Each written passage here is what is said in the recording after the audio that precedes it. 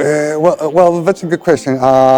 It's always when these workshops have an operational value behind them, right? So, as I said, for us, it's useful to work, to participate in these workshops because part of our job has to do with articulating relationships with the stakeholders of the territory. So, we have the chance to meet and get acquainted with other agents and stakeholders that maybe we didn't have present or we didn't know so far. So already we've met new people and new organizations that are all doing some sort of activity or work in the field of circular economy.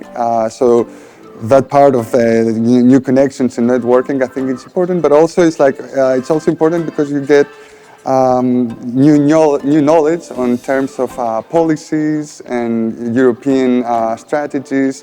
Let's say more like the strategic level with regards to, for example, the field of circular economy and what the tendencies are for the future and so on. So it helps you to update, both your network, but also the perception of the thematic that we're working with.